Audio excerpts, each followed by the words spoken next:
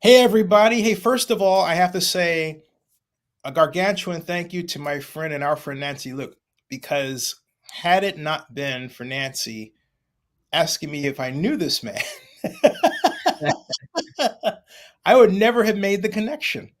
And Steve, I mean, I am just like, oh, this is really so cool. But Longhorns brothers, Zenny. Yeah, absolutely. This man and I go all the way back to 1997 originally. Wow. A project that you were doing with who was your partner at that time? You have a business partner. Uh, David Takeuchi. David Takeuchi. That's right. Yeah, and which would have been connected with the Fox Theater, which was being redeveloped at the time by Phil Tagami. What a dude. Yeah, I love and that. and Kofi Bonner, who was my classmate at Cal in urban planning, What a master's. brain. Yeah, was the interim economic development agency director, and then he was named the interim city manager. So anyway, had it not been for a turn here or there, we would have successfully remade downtown Oakland, which still needs it today. Boy, oh Really? boy, I man. haven't been back in a while, but I hear good things and some not so good things. It's a mixed bag, right? Well, it Oakland. The great things about Oakland are places like the Grand Lake Theater at 3200 Lake Park, or the alley around the corner at 3325 Grand, both owned by my friends Alan Michon and Jackie Simpkins, respectively.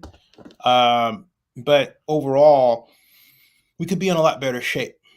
Oh, You know, really? 'Cause I yeah. thought, didn't the whole place get kind of gentrified with the tech firms coming in? And I mean, there's Well, been yeah, it's nothing wrong. I'm going to say this: there's nothing wrong with having the moneyed economy that Oakland needed to have, and then getting over, in a way, the institutional investor racism that blocked it from getting, what it should have gotten decades ago. But then California Governor Gavin Newsom, not Gavin, Gavin would kill me if he heard me say that, but California Governor Jerry Brown, who was the mayor when this and took advantage of redevelopment, then got rid of redevelopment and became governor, ostensibly to save money for the budget. But it was proven that he didn't have to do that. He could have kept redevelopment, still, maintained $1 billion surplus. Uh, but he got rid of it. And with it, Oakland's vaunted affordable housing system, which allowed us to avoid the homeless problem that happened. Because with redevelopment, we would have had a requirement to build more affordable housing and what was there. Mhm. You would have had the money to assist people to get affordable housing. We would have been able to keep a lid on what was going on. But Jerry took that away. bummer.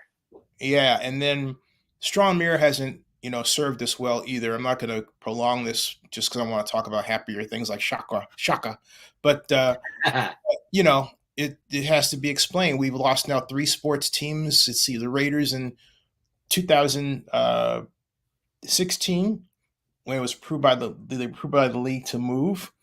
Then the Warriors in 2019, and now the Athletics this year, uh, 2023. So, that's three teams in less than 10 years. And say what you will, I argue sports are very important to our economy. Uh, living in a tourism state like you understand. You don't know the business better than I do in a lot pro of cases. sports are pro sports are really hard out here because nobody wants to travel out here. Our university has to pay teams to come and Wow. play out here, and you can imagine the cost of that. But Yeah, it's we're exorbitant. kind of out of the range of pro sports, being 2,500 miles offshore. But yeah, I mean, people here are just like crazy about sports here, collegiate certainly, but pro sports. And in fact, the Raiders are one of the big Hmm. support teams here. That people love them here. Yeah, the NFL ought to send the Raiders out for exhibition games, or like someone ought to have a regular season game there. Much. That's the problem. I Yeah, mean, yeah. we had the Pro Bowl here that always lost money for this state, and it's like nice junket for the players, but it really wasn't serving the public interest in the end. Oh, that's too bad. Wow. In Huh. fact, they're trying to build a new stadium here, and it's like a minimum $400 million deal. It's probably more like 800 million by the time it's actually built, It's and gonna be easily. they're talking about bleachers. I mean, this is not like Raider Stadium in Vegas, so. Is it it's, that? Wow, it's we need to talk about that offline. Uh, hey, so how did you go from become being the location entertainment guy to the yeah Shaka guy? I kind of am the Shaka guy now, Kofi. It's kind of weird, right? Yeah. I actually think that I'm probably the world's foremost expert in the Shaka gesture, only because I've been hunting down this story for the last 4 years. And um, I've always been a story person. There's a fella in Oakland, California, um, Oh, yeah. John Murray. He runs John Murray Productions. It's a prop house. And I worked with John in Oakland for many, many years. Super good guy. And his partner, Clinton. And John was the first guy that called me a story guy, because I was always doing stories for them. And as a scenic designer originally, I was in story. Then you start doing live productions, and next thing you know, you're stage managing, and then you're helping writing a little bit. And occasionally, I pick up a mic, and I'll be a voiceover, and then that I'm directing and eventually producing. So Oh, it's a collaborative art form that you have to play where you can play. You can help where you can help. And for me, film has started really early. Almost the same time I was working with you, I was on a production called Sister Act 2 in the city. Whoopi Goldberg was there for several months. yeah. And so I was a construction guy, and they would throw me these like really difficult problems, but I could cost plus it all. And I actually made a crap ton of money in that era, doing these kind of location construction projects. And but at the same time, I was like, I wasn't on the story side of that. I did get to see it all happen. And now, years later, what I realize is that those huge production sets have really become much more contained. There's much easier to do a film product now because of technology. So in-camera technology, post-production technology. I mean, you used to have to have a huge machine to make these kind of products. Now, any Rambo can go out and create a story, or a song, right? Song's really the same thing. It's even simpler because it's only audio. And Taylor Swift now is like, I don't even have to have a distributor company. I'm going to self-distribute on Spotify. Yeah. So that's happening in every digital media. This is why influencers like yourself are making hay, because you don't have to go through a publisher and a distributor, and a producing team. It's like you can just do it yourself. Yeah. It's the democratization of voice. Mm-hmm. So, to answer your question more specifically, how did I become the Shaka guy? I lost touch with you. I haven't seen you in 25 years. Yeah. In that period, I did about 10 years in the casino design industry, traveled the world doing very large projects, and did a lot of food service design for really big companies that were, doing international brands. And along about 15 years ago, no, about 18 years ago, I was out in Hawaii doing a project, and I ran into this old friend of mine, and all of a sudden it was like, wow, you're not just a friend, you're it. You're it. This is the girl. And I never was interested. I'm still waiting for that to happen. So I'm like, why was I not interested in her before? And she was not interested in me before. And it was because we were doing different things. And it just happened. We were both starting to get interested in endurance sports. And she was a marathon runner. I thought, that's kind of hot, sweaty, hot mess, but that's kind of hot. So I ended up dating her for about 5.5 years. And around the end of that time, I was like, I better put up or shut up. Yeah. Yeah, right. And all the families are like, you better put up or shut up. Yeah. So I thought, you know what? I'm going to make myself a deal. I'm going to stay in Hawaii for a year. And if I can hack it, I will propose. And that's it. That's my story. It's done. And so I literally, I quit everything I was doing. And I had been trying to quit the gaming industry for several years. Oh, she said yes, obviously.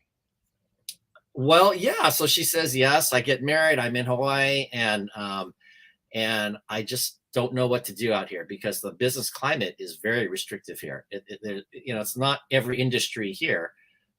Like most other cities, they would love to have a technology startup industry Yeah, here. yeah, That's not going to happen. It's like, we don't have those kind of assets here. We don't have the university think tank assets. We don't have the funding assets. It's not branded as a place for that. But it's got other assets. So I start just like goofing around because I could. I didn't have to work at that point in my life. And so I started doing lemonade stand contests for kids. And that ended up being 10 years of lemonade stand contests that were teaching kids entrepreneurship. Um, and that ran right up to the pandemic. And the pandemic shut me down because wow, it's wow. a food service competition. And then long about that time, I'd been working on a brand for a local spirit called Shaka Spirits. And it was plantation rum, which is partially awamori, which is a rice or potato spirit from Okinawa, blended with moonshine cane spirits, which is rum from Hawaii. So all the moonshiners were Okinawans here. My wife is 100% Okinawan. So I've been to Okinawa. I understand the culture. Pretty interesting, but historically. And so I'm working on this brand and I call it Shaka Spirits. And a friend of mine says, well, if you're going to call it Shaka Spirits, you better know what that means and why. What's the history behind it? And I had Googled the heck out of it. But he said, I have aunties and uncles on this same island. I'm on Oahu. So he says, if you go to the other side of the island, I have aunties and uncles there that can tell you the story because they knew the original Shaka man. So Huh. they're 80, late 80s, early 90s now. When they were kids, they knew the original Shaka man who was in his 80s then. So it's a 100+ year old story, century old story. And I went up there and I talked with these people and they were just amazing. They were the most loving people, welcoming. And they asked me if I would help tell their story because I run a film and TV studio for the state of Hawaii in Honolulu. So I said, yeah, that would be actually kind of cool. But I don't know that I'm the right person to tell the story because I'm not from Hawaii originally.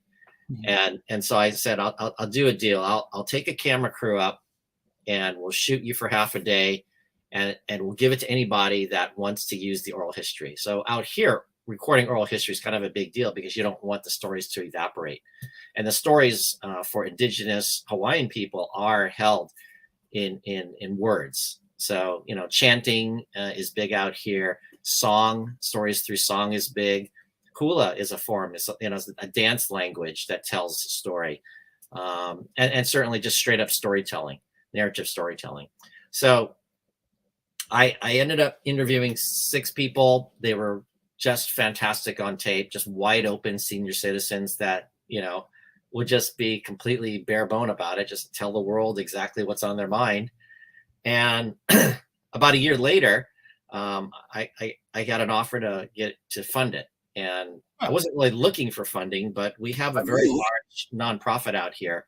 It's called Kamehameha Schools, and they review our nonprofit programs. I run a nonprofit, so they review our nonprofit programs occasionally, and they thought, this is a project that has to happen. We will fund it. I asked for cultural consultants. They gave me cultural consultants. Then I felt pretty safe at that point. So I said, yeah, okay, I'll produce the film. And I thought it was going to be a 30-minute documentary for classroom distribution. What's happened in the span of the 4 years that I've been hunting the story down is it's become a full feature because the story is that rich. We're having a hard time compressing it right now. So we're really like tightening every scene. That some scenes may not make the ultimate cut. We're not stretching anything. Everything is completely relevant to the lineage of the story. So that's what makes the cut very difficult. But through the midst of that, we had 2 years of COVID where we couldn't interview seniors. So in a sense, I've been in production on this project for 2 years, which is because of the quarantine issue. Yeah. So Easy to forget that, huh? what's that? Easy to forget that, huh?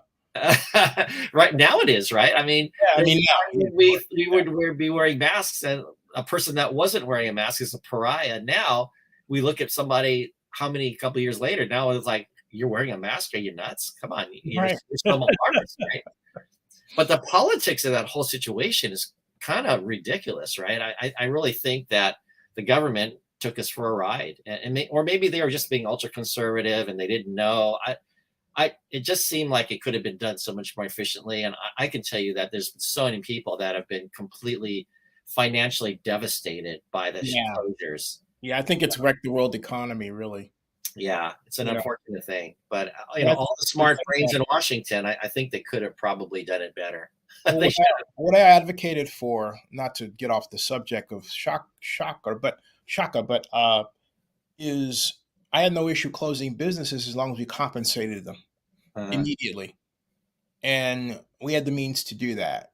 Uh, I calculated that would take us about what 9.8 billion, trillion, excuse me, 9.8 trillion to finance that because we're quite literally cutting the legs off of the economy, right? yeah. So these are drastic measures, and so uh, we should talk about that another time because I could talk to you for how long.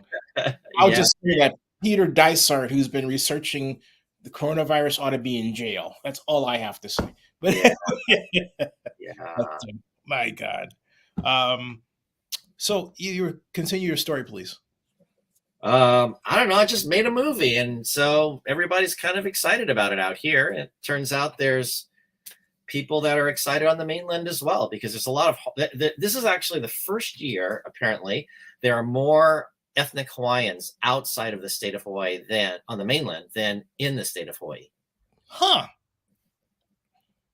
You're aware of this kid, Ian Dongi, the one that won America's Got Talent? I am not. I am now. A local kid from the area where our Shaka story emanates from. He wins this contest, and actually in this audition in front of Simon Cowell, he's going. Oh, actually, it wasn't Simon Cowell. I'm sorry, Simon's off that show a long time. It was in front of Lionel Richie, Yeah. and others. So he's telling them that I live on the mainland. I don't live in Hawaii anymore because our family was priced out of paradise. And Ian Tongi, is that what it's called? Or? yeah, Tong is it's spelled with a T, Tongi, but it's spelled Dongi. Yeah, it's pronounced with more of like a hard D. That's a Samoan thing. Oh yeah.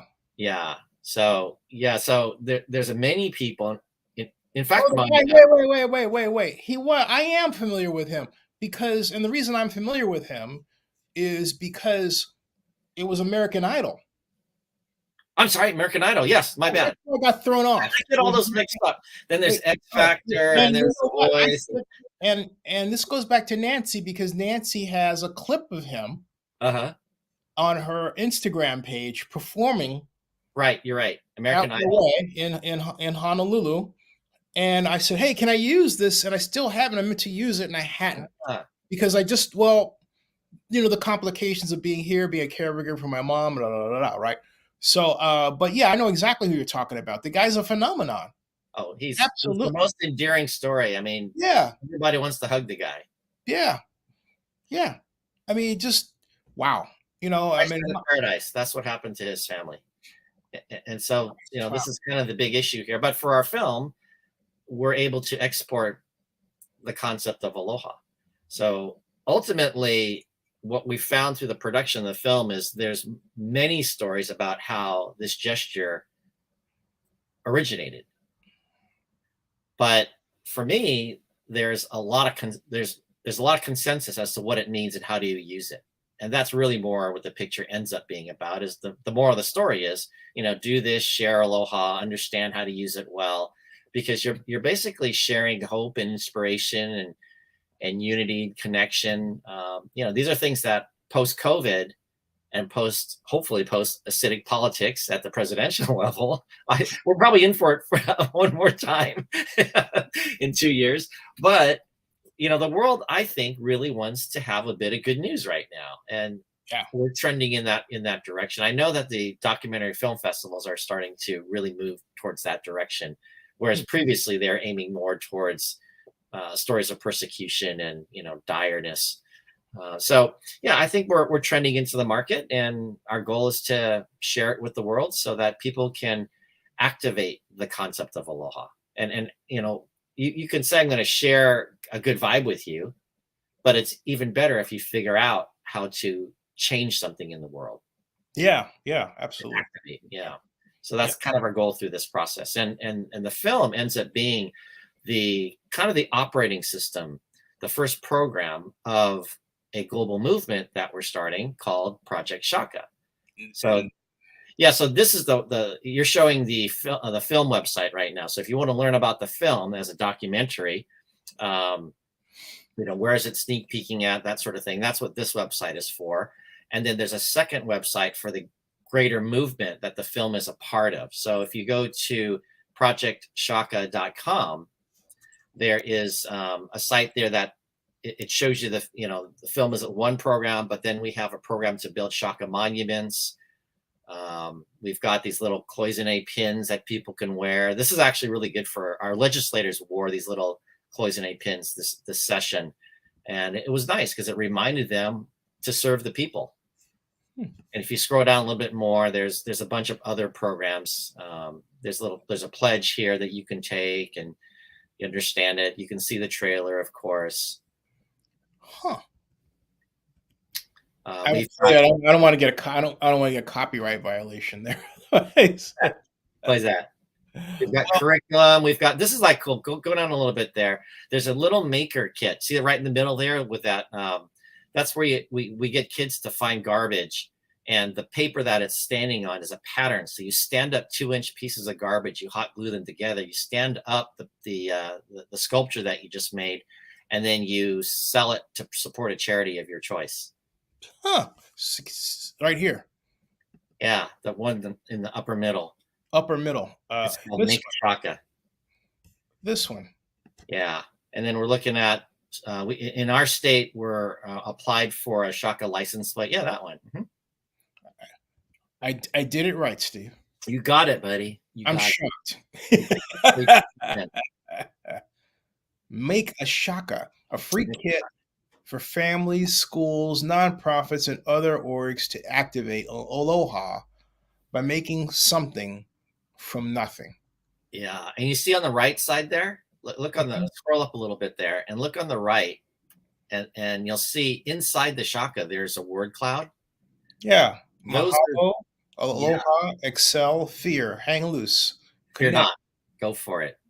fear not. I love this. Yeah, Huh. so those are words that were most commonly used to describe what the Shaka means through all the 45 interviews that we did. Huh. Project Shaka is a nonprofit movement to activate aloha around the world. Yes, sir. Indeed. And We've got a monument building program. We're trying to turn this particular shape into 8-foot tall selfie monuments in sister cities to Honolulu.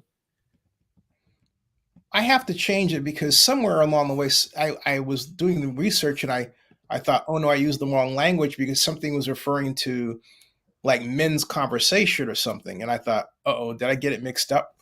And so I will check that out and put in from what I get from that website right All there. right. Yeah, Sounds cool. good. Which might lead me to this whole question though. I noticed also on your Twitter account that you had some connections with the Hawaiian legislature.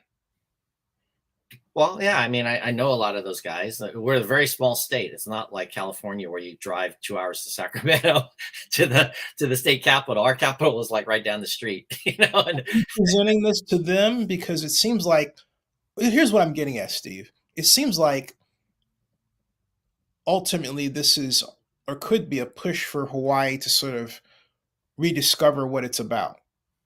yeah, Am I saying that incorrectly? I think that's fair. Yeah. Yeah, that's what I'm getting at. Yeah, absolutely. And a lot of people feel that way. I think that, I mean, politics very well. You've been in that for a long time. And to move the needle with a politician, you basically have to show them the pathway that whatever action they take, it gets them a vote. Right. right? They're not going to back something that's out of their district, just even if it's the right idea, because it doesn't get them a vote. So you Which have to is give them, sad, actually, if you think yeah, about it. yeah. So it becomes really hard, Yeah.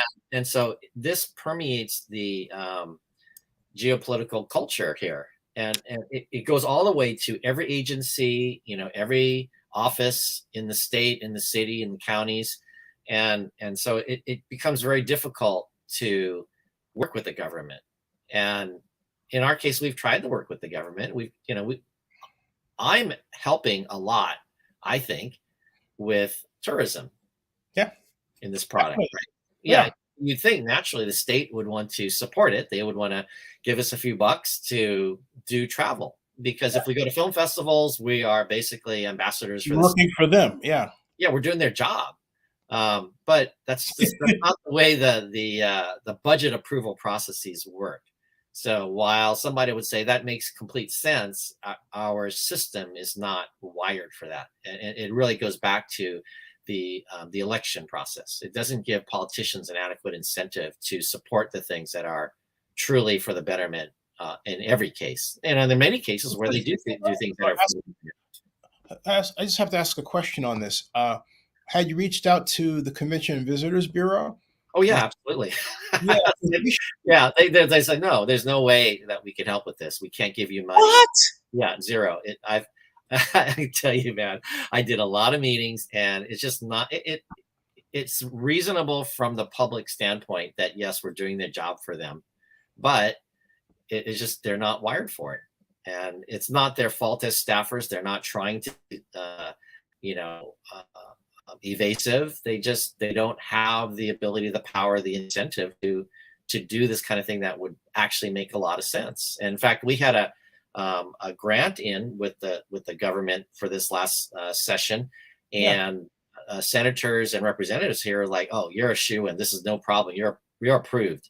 And Yeah. we didn't get anything. We got a complete big goose egg, and they were completely dumbfounded. And anywhere along the way, you can get submarined. And in a small market, sometimes there's the crabs in the bucket syndrome. People don't necessarily want you to get ahead of them. And, this is a very controlled place. It's not all sugar and spice. I can tell you that, the wharves down here and everything are controlled, by shady figures sometimes, just like they were over the decades in every other city. So, access to business, access to money, power, it's all part of the formulation. So I Wow. don't take that as a showstopper. I just move around it. I go find other ways to fund my projects, and other people will enjoy it. And I have very good friends in the legislature. They tried super hard for me. I mean, I can tell you, they really went to bat. In fact, the gentleman that introduced me to Nancy Lueck is a Hawaii State Senator. His name is Glenn Wakai, Hmm. and he completely has gone to bat for me, just constantly. He comes to all of our events. He's forwarded us to all the right people, set up meetings, sponsored our initiatives, and I'm not even in his district. Huh. I think he's really a quite Statesman. unique politician in Yeah. our state, but they can only do so much, right? So to the extent that we have the good ones that we work with, and they can make a few headways for you, then you graciously accept what they're able to turn up for you, and then you turn to others, because at some point others will get into it. A corporation will get into it, a family foundation will, an individual donor that wants a legacy play.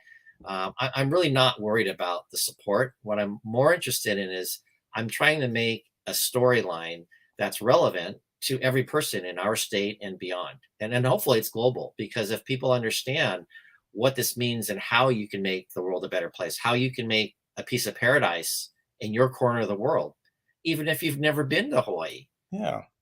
I hate to sound subversive, but well, I don't in this case. What about if you made your own consortium of hotels, right?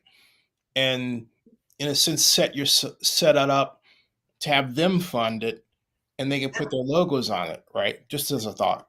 Absolutely. So one of the sub programs we're looking at right now, it's a concept. So I do mean to be subversive.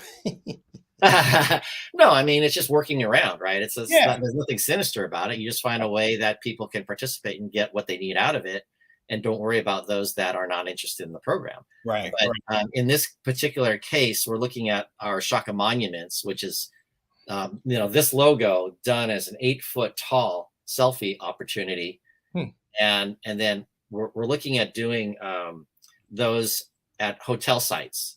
And so imagine 10 of these around Waikiki, and they're all done different fashions. Some are topiary, some are bronze, some are wrapped with graphics by, apparel designers, whatever, right? And every location, because these would be on private property, can put their little moniker on the bottom. So just like in the olden days when people would go to Hard Rocks around the world, and they have to have the same Hard Rock shirt, and it just happens to say Yeah. London on the bottom, or Beijing, or San Francisco, Or that Tokyo. sort of thing. Yeah.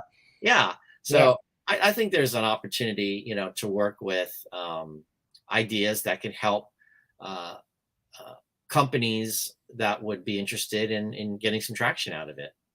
Hey, it occurred to me when you said that, and I was thinking about. So I took a trip to Tokyo, and I bought my then girlfriend Lauren a sweatshirt that's Hard Rock Cafe Tokyo, right? But I was also thinking that it seems like it would be the kind of symbol where you could use it to encourage a whole attitude change Yeah. person to person, right? At a time when, in particularly in a number of cities, I don't know about what's going on in Honolulu, but I would hope this is not the case.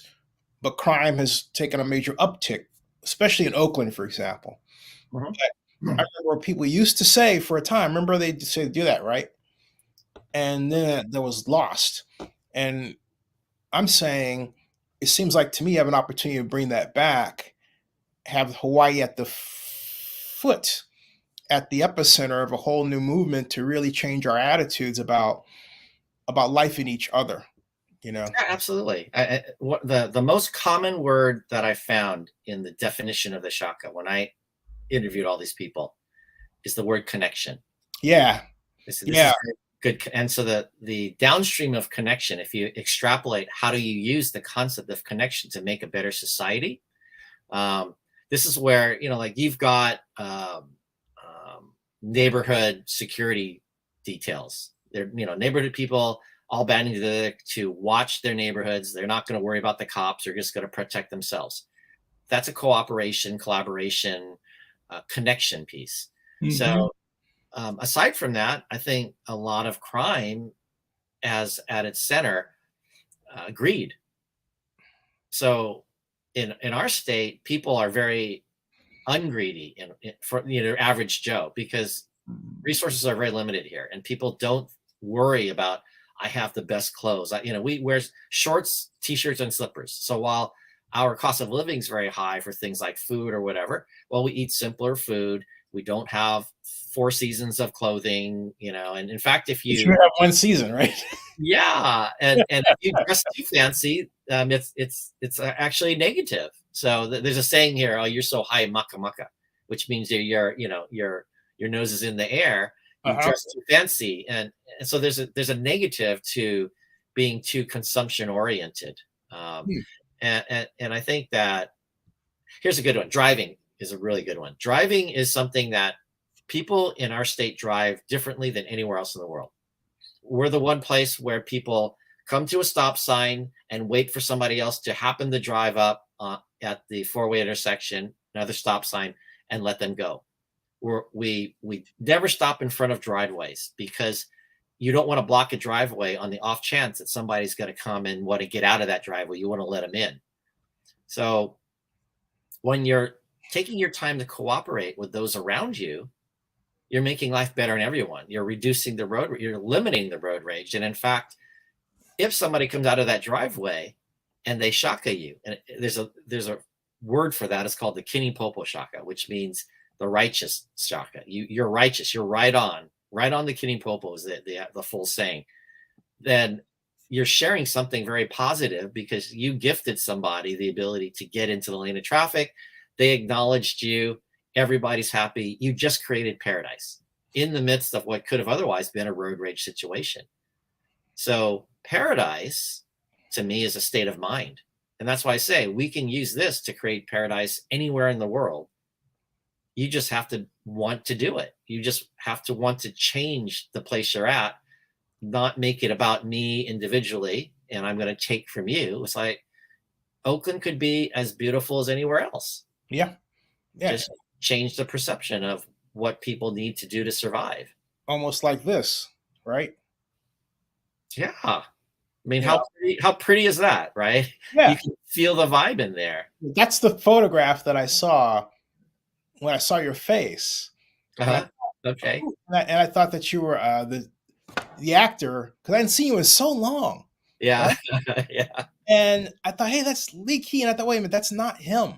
And then Nancy said, hey, you remember Steve Swift? I said, yeah. And I thought, oh no, that's Steve. I said, because all the time I was like, I know this guy. I know this guy. But folks, look at what they're doing in that photograph, right? Tell us about the photograph. So this is a shot at the Outrigger Canoe Club. It's on the waterfront of Waikiki. It's where Duke Kahanamoku, the most famous surfer ever, used to surf out of. So we did a sneak peek over there last weekend, and we had interviewed a guy named Fred Hemmings, who, when Duke was very elderly, he hired 6 boys to travel with him around the world and do surf exhibitions. So Fred is now in his late 80s, and he's the guy that created the Triple Crown events. He created the up at North Shore, so big surf guy. He created the predecessor of the World Surf League, the WSL. And there's another member, Todd Brady, who we interviewed and at the club as well. So we're very connected with this club. It's part of the history of surfing. Certainly, surfing is part of the history of the Shaka, because that's one of the big ways it got out to the world. This picture features a lot of interesting people in it. My ethnic Hawaiian director, I have multiple people on this project, but the guy right in the middle with the black hair, and he looks taller than the rest. Yeah. That's Alex Bakary. He's our director on this project. And then Nancy is 2 people over, I think. Oh yeah, 1 person over. That's Gina. And Nancy's to her, right between her and Alex. Am I losing my? Nancy's in the very next, right over Alex. She's right there. That's Nancy. And then I had mentioned Glenn Wakai, the senator. He's the one in glasses on the far right. That's right here. Yeah, that's Glenn Wakai. Yeah. Super good guy. And then my wife, Karen, the girl that brought me here and made me stay here, is right below Glenn. So she's on the... Right here? Yes, that's Karen. Yeah. Oh. Yeah. So she keeps me pretty straight. And the rest are members, and they showered us with flowers and gifts that night. They had painted coconuts for us. They had tied coconut hats. They gave us hats that had shakas embroidered on them. I mean, it's just a really pretty scene. It had a luau before the film. We ran the film, and then we had a Q&A. Huh. Is the trailer such that I can show it without getting into trouble? Yeah, of course you can. Okay. Because sometimes I show things and I get this, like, copyright violation or that sort of thing. No problem. Okay. The trailer's public, yeah. Okay. Let me go back here. Oh, sorry, Steve. And this is something else. This deserves a place. It deserves a home. It really deserves a home in a convention and visitors bureau in Hawaii. You'd think, but that's okay. It'll get out there, and I think it will do a lot of good. I will say we're doing 6 months of free sneak peeks, and I do want to bring some to the Bay Area. There is a Hawaiian Chamber of Commerce of Northern California, and I've been talking with them, and they want to do the War Memorial. Yeah. You want to play it? You can play it. Yep. Okay. How did you feel when the Shaka started going global? Wherever I go, I would tell people where it came from, because nobody knows. If you're not from here, you don't know. They don't know that Shaka, because he lost his fingers. They thinking that he's bending his finger like that. Uncle, what's the first time you heard the word Shaka? Well, I was kind of disappointed because the way that time I said, Shaka, that's not Shaka. That's not it. That's not a Shaka. It's funny, we used to call Hamana the egg, and that was it. The Shaka sign is a symbol for all people, but I love the fact that its birth is here in Hawaii. Of course, we knew it came from here, but how? How?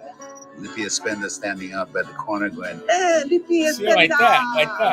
He go up to the camera and he said, Shaka Baha, that's the Oshaka. All over the island, kids played marbles. We didn't know about the Shaka, and we were doing it all the time. I think the wave sign started with Fossey. all those old timers lucky lot. Hey, right out of Kitty Popo. Hang loose. Hang Loose came way later. It was slowly moving from town to town, and Yeah. then it was island-wide, statewide, and then it traveled. Elvis did it? Commercialized. WB3. Now they putting them all together. Who wove that laid together and put them into one? But the wave, there's no question. He would wave to us like this. So all us kids do that. That's how he got catchy. Someone used to say aloha. He used to go like this. Aloha. How is it that a little speck on Mother Earth has so much influence throughout the world? Just like these islands where the Shaka sign was born and bred out of the ocean. The story is a lot richer and fuller than just the Shaka. When something amazing happens and you're born and raised in Hawaii, that's a reflex that you do. Shaka sign is tremendously important. It's an extension in my mind of the Aloha Spirit. Hawaii and the Shaka has a lot to share. The world should take notice.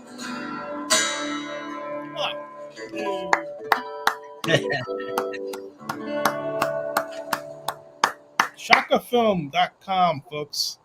Indeed. Congratulations, man. That's amazing. Yeah, I That's, like it. I hope everybody else likes it. We'll see. yeah. Do you want this to be a part of the Oscars too, or what's your plan for this? Yeah. So the next 6 months are sneak peeks. They're free sneak peeks, and what we're looking to do is test the film with a bunch of different audiences. That's why I was saying we're going to come to the Bay Area, October, and just show it at a couple different places and have people take an exit survey, do a Q&A. Grand Lake Theater. I vote for Grand Lake. I'll put you in touch with Alan Michon. He's the owner. Okay. Yeah, good. Yeah, absolutely. That Grand Lake would be a great one. We're also looking at the War Memorial at the Opera House in San Francisco, because the Hawaiian Chamber has a person that's with the city of San Francisco, and they can get that venue. And we'll probably do one in South Bay because there's big Japanese contingent down there. The word Shaka most likely comes from Japan. So the Japanese ethnicity has a pretty vested interest in this story, and they love to be connected with Hawaii. And then, so I would love to have it at the Grand Lake. That would be super epic. And if we can fill, that's like 1,000 seats, right? Or more. I think it's more. 3,000. It's really big. Yeah. It's huge. Yeah. Well, Grand Lake has been around since 1926. Yeah. The oldest theater in the West Coast. That would be epic to do it there. A place to watch a movie. And Alan happily serves nonprofits. So, also, there's a bunch of tie-ins, I think. Okay. Yeah, good. Definitely hook that up. And so that's our goal, is to share it out. And we bring media walls to all of our sneaks, and we bring photographers, because there's a chance that people will get in the picture. We'll be sweetening the picture over the next 6 months. So at the end of December, then it's locked. But up until that point, we'll be adding content. We'll be changing content. So, if you see it now versus in December of this year, it may be a significantly different picture.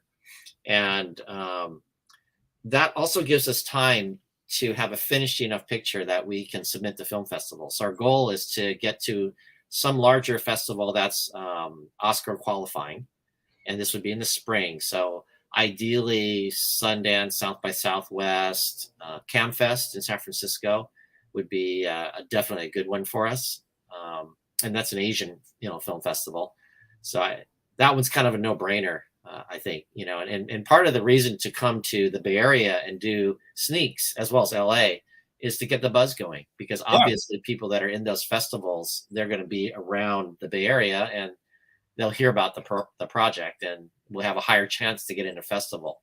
After the festivals, or even before, if we get a distributor, a lot of distributors will actually use festivals to market a new product just to get the buzz going. So I think there's a good chance that we'll be able to get through distribution very rapidly and get into an actual release of it. And I would hope that will be mid to late next year.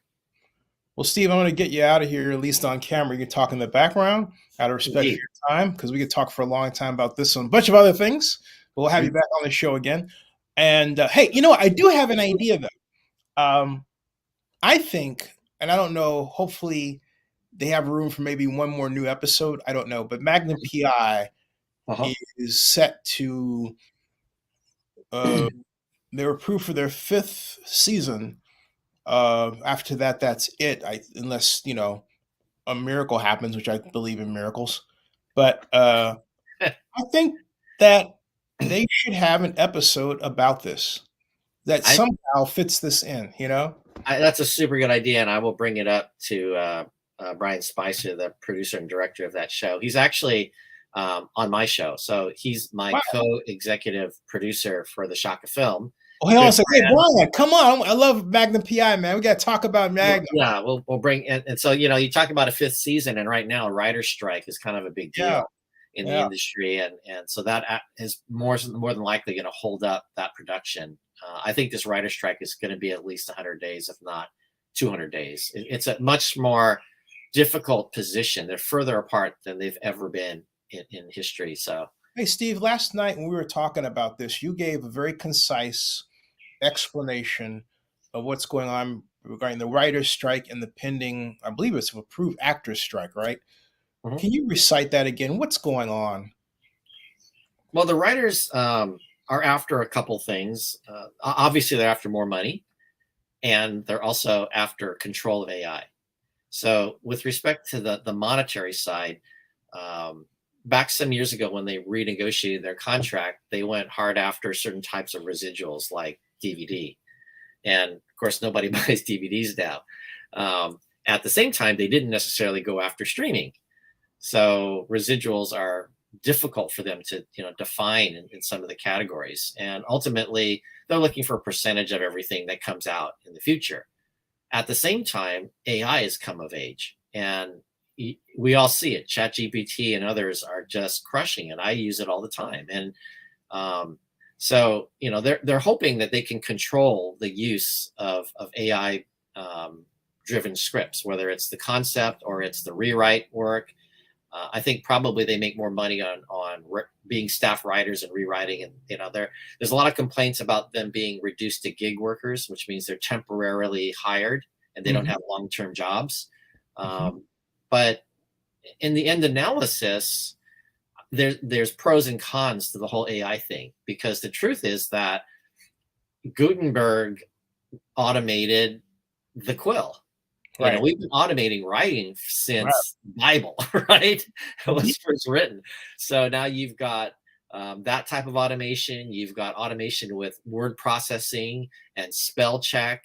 And so this is just one more automation feature. And in some sense, it removes the drudgery of doing research or, give me 8 different ways that this character can recite that line. Yeah, because you're right. Because ultimately, the objective of our company is anything to me. I mean, Steve's not tied to it at this point, but is to have a system such that if I make a video blog on YouTube, it's not only automatically uploaded to our blogs, but when it gets there, the audio is automatically printed in WordPress. Yeah, what they said. I've never seen that before. I mean, I've seen it printed, of course, but not in the HTML, right?